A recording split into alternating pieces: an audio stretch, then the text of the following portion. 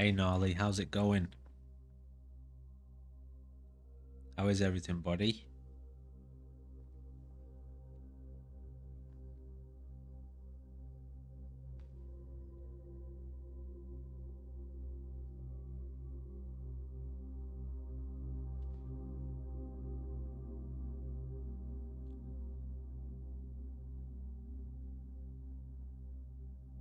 Not bad, so good, eh?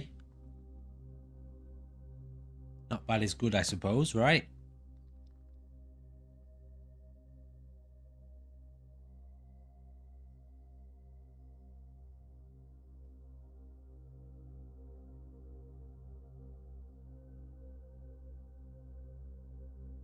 Ah, I see, right. Yeah, that'll hit you pretty hard. I remember I would always drink milk.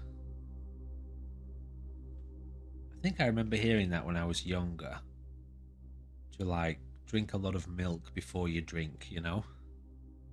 Just to give you a bit of padding, so to speak. JM, how's it going? Welcome to the channel. Don't think I've seen you here before. How are you? Yeah, I remember hearing that when I was younger.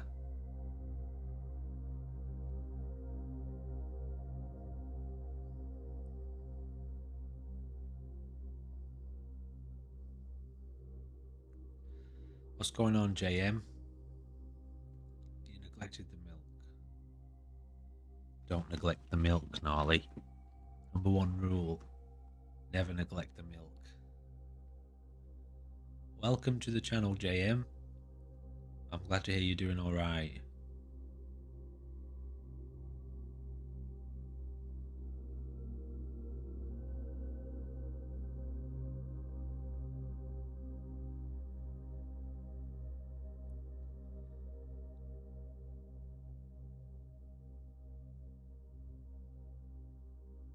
What's going on in the world?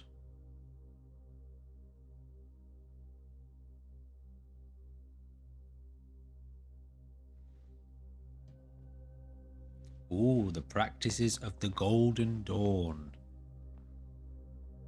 Yeah.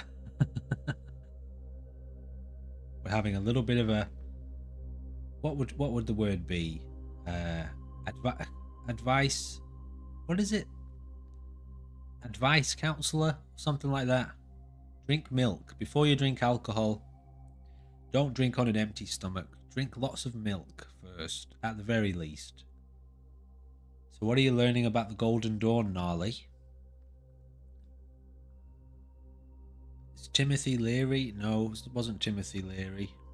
Wow, his name escapes me. I know you've got Alistair Crowley in there. Israel Regardie. The Secret of the Golden Dawn. Fascinating stuff, that is. Israel Regardie, yeah. Is it the big giant thick thing that's thicker than like two Bibles? Quite interesting, that stuff, isn't it? What are you doing looking into that?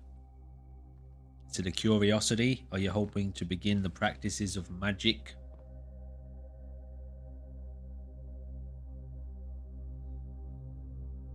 Uh-huh.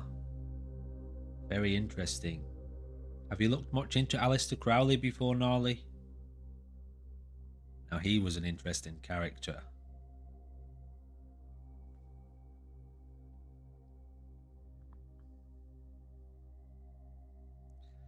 Oh, very good. I hope you've got your protections in order. They'll teach you that bit first anyway. Your banishings and yeah, your protections. It's good stuff, that.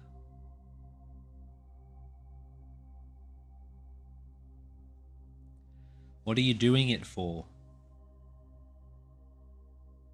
That's right.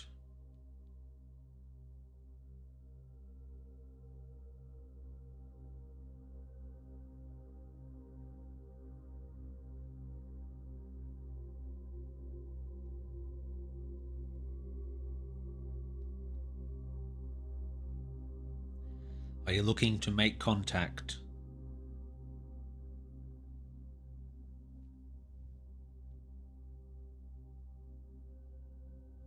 Yeah, good. That's how you have to do it, with wisdom. Let wisdom win.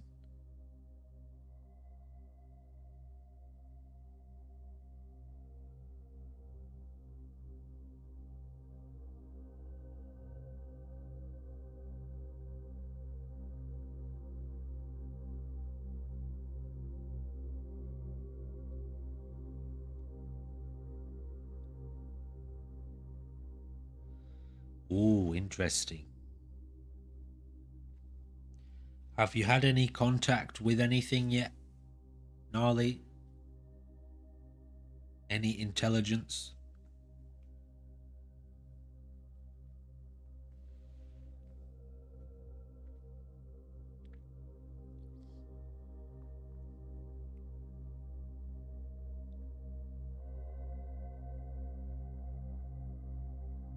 Yeah, it's the sort of thing you never forget. And did you lose contact?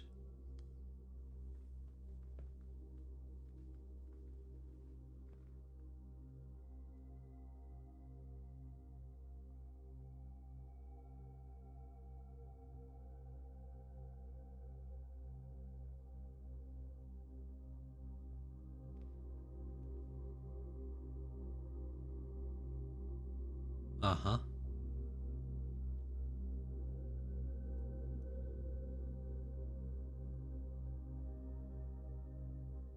Yeah.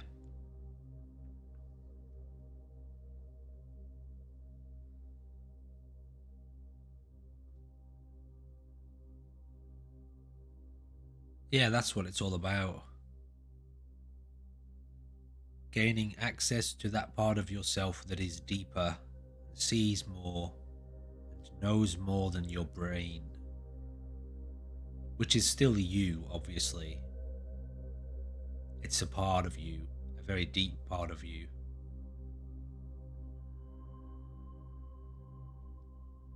So it's all about deepening and expanding yourself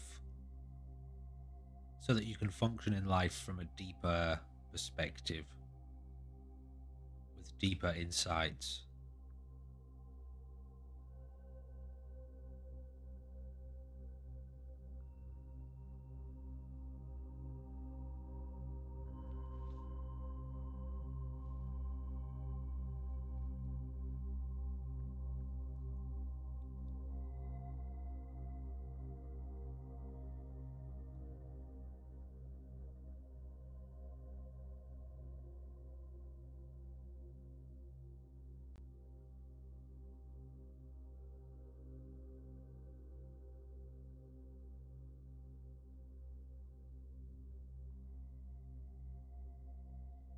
Yeah, okay.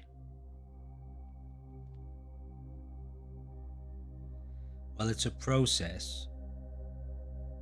You have to learn how to be a human being in the modern world, dealing with the modern world with its limited perceptions and its limited operations, while also maintaining a deeper perspective and cultivating in a certain way. It does require a certain degree of discipline, discipline regarding your insanity. You have to keep a close eye on your own insanity. You have to know how to put insanity down, how to disregard it and rest. It's always wise to use your power to cultivate peace. Always wise. You can never go wrong, actually, if you go towards peace and you cultivate peace. And if you find peace and you learn how to maintain it, from there you can venture out into experimentation with the world of desire and manifestation and contact with, let's just call them invisible forces. If you get too consumed and too caught up, then you go insane. And be prepared to, well, you have to do what's necessary. That means you have to learn to govern your mind and your attention and your life in a way that facilitates your newly developing power. Most of the time you have to keep yourself to yourself, you have to stay out of people's way, you have to be prepared to turn away from toxic and destructive environments. And that's what's meant by discipline. You have to be prepared to put those things down, to step away from the world at times, to let go. You think about the power of magic. By its very nature, it is chaotic. Like the energy of the sun, it is so chaotic it can destroy your life. It can totally tear you apart from the inside out. But just like sunlight and the power of the sun and the energy of the sun, if you harness it in the right way, it can power cities. It can power your home. It can, it can power your toothbrush. So you have to learn how to harness it in the right way. If you don't, it'll burn you. Literally. It'll eat you alive. And so learning how to be still, that means, in the analogy of the sun, light and the power of the sun, you have to learn how to sit in the dark, how to let it all go, how to be alone, how to dissolve your ego, how to let go of desire. Because that way, if you sense that the power is getting too much or the experiences are getting too intense, talking about the cultivation of magic here, if you're getting too consumed by your own creation, then you know how to let it go, you know how to put it down. So it's about balance. You have to be able to cure insanity. If you want to play around with the energy of the mind, which as a human being, from the point of view of a human being, feels like insanity. If you want to be able to play around with those forces, you have to know how to, well, you don't have to, but it's wise to know how to cure insanity first. If you're going to send yourself insane from the point of view of regular people, mind. If you're going to send yourself insane, it's wise to know how to cure that.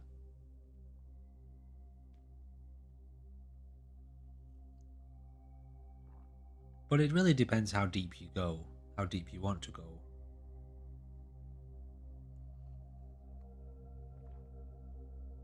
Well, there you go.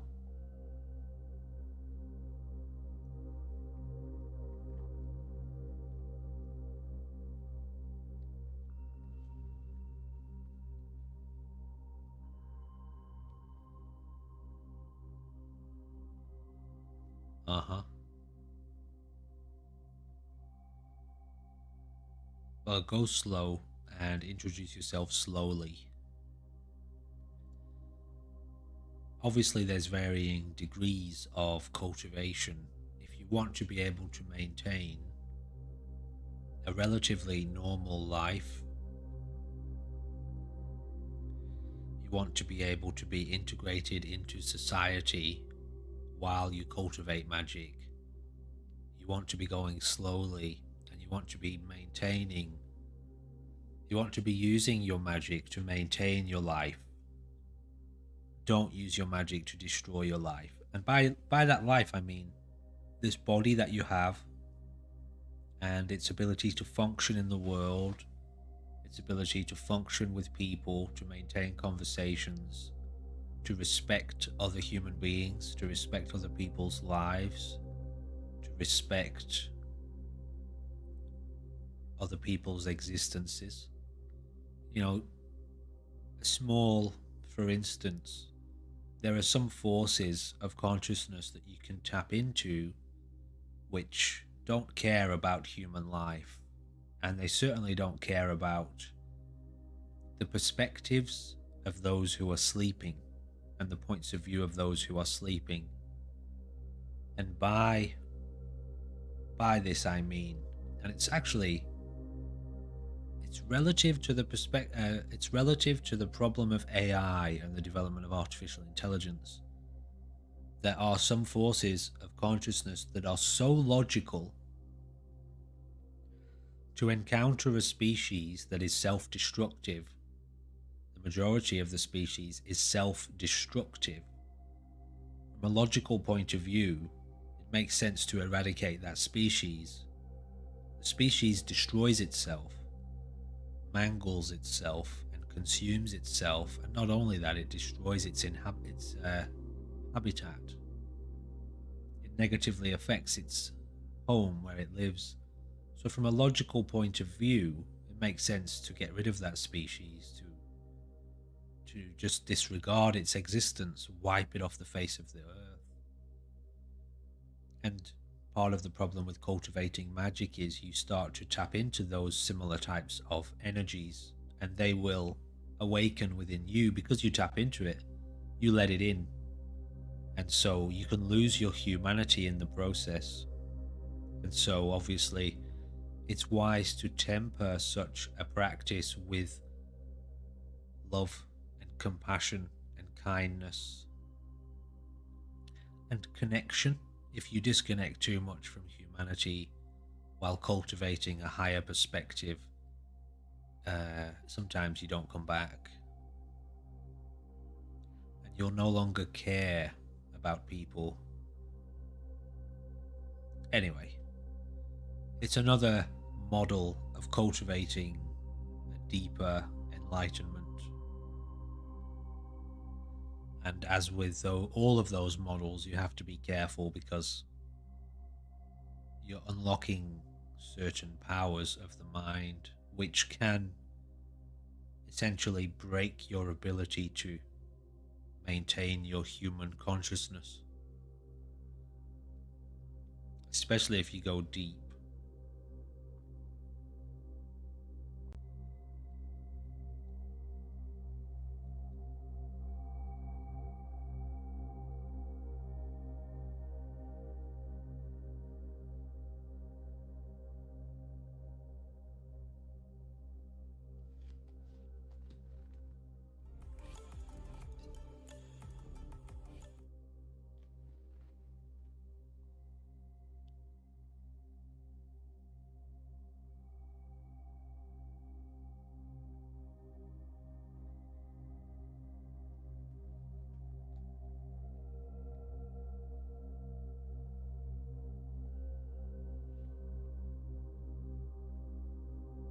Had to refresh. I pressed the wrong key then on my keyboard.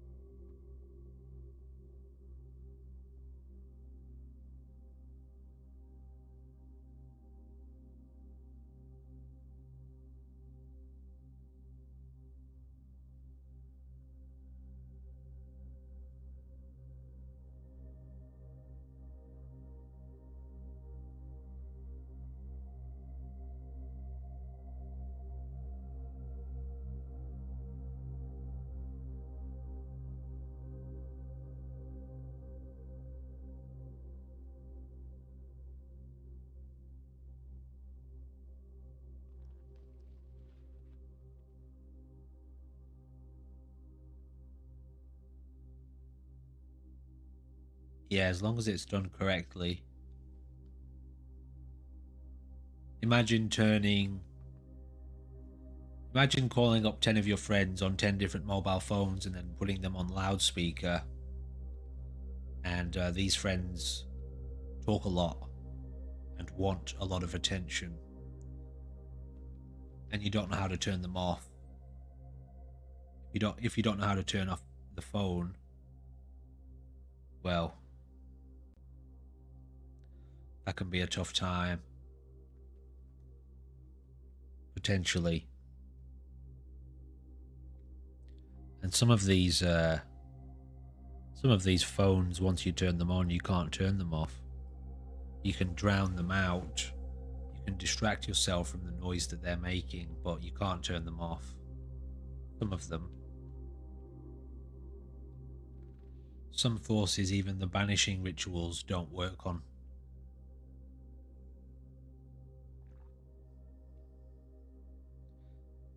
But like I say, that's only if you go really deep.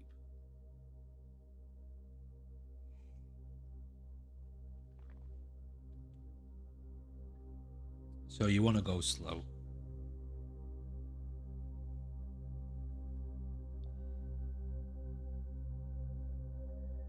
Uh-huh.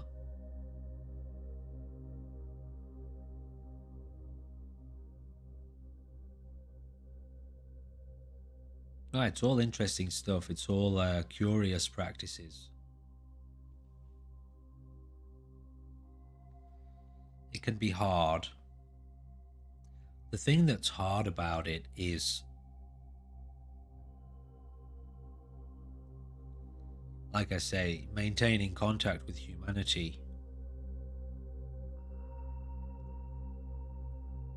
The experiences themselves and the development of this particular form of consciousness, which is more expanded, more connected, is wonderful.